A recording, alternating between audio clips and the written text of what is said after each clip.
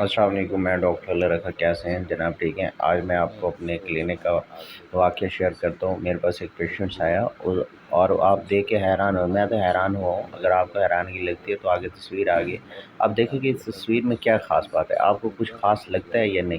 مجھے تو بہت زیادہ خاص لگا۔ اس تصویر کو ذرا غور سے دیکھیں، اس کو دیکھیں، اس میں کیا خاص نظر آ رہا ہے۔ اور آپ کو اگر خاص نظر نہیں آتا تو ٹھیک ہے، اب دیکھو میں اس کو بتاتا ہوں اس کے اندر خاص کیا بات ہے۔ اس کے اندر خاص بات یہ ہے کہ یہ بچی 14 دن کی، اور 14 ہی ٹانکے لگے ہوئے ہیں کان میں، اور اتنا ظلم ستم کیا تھا کہ بچی کا جو کان ہے وہ برے انفیکشن ہیں، وہ سوجن انفلمیشن ہوئی تھی، اور اس کے بعد وہ بچی 2 دن سے سوئی نہیں ہے۔ اب جو بچی دو دن سے سوئی نہیں ہے اور اس کے کانوں میں انفلمیشن ہو گئے، سوجن ہو گئے، جو بتائیں اس نے کلچر اپنایا ہوا ہے۔ اس بچی کو 14 دن کی، اس کو کیا پتہ کلچر کیا ہوتا ہے، کلچر کی چیزیں کیا ہوتی ہیں۔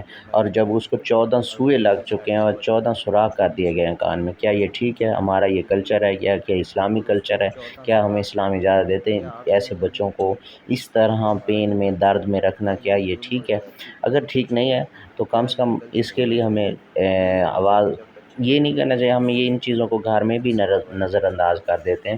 تو اس کے لیے یہی ہے کہ ہم کم سے کم لوگوں کے مائنڈ میں بتائیں کہ یہ چیزیں ہمارے کلچر میں نہیں ہیں، نہ اسلامی طریقہ ہے، نہ یہ جائز ہے۔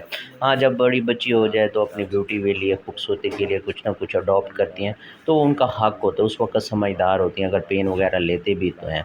تو میری ریکویسٹ یہی ہے کہ میری آواز زیادہ سے زیادہ شیئر کریں، ہو سکتا ہے کسی کو سمجھ آ جائے۔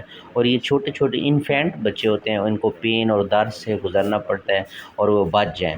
تو میری ویڈیو دیکھنے کا شکریہ، لائک کریں، شیئر کریں اور لوگوں تک پہنچائیں جو اس طرح کے جہلانہ رسم رواج اور یہ کلچر اس نے اپنایا ہوا ہے، ان چیزوں سے جان چھڑوائیں۔ اور ویڈیوز کو زیادہ سے زیادہ شیئر کریں، سبسکرائب کریں چینلز کو۔ آپ کا سبسکرائب کرنا ہمارے لیے باعث فخر ہوگا۔ تھینک یو، شکریہ واچنگ مائی ویڈیوز۔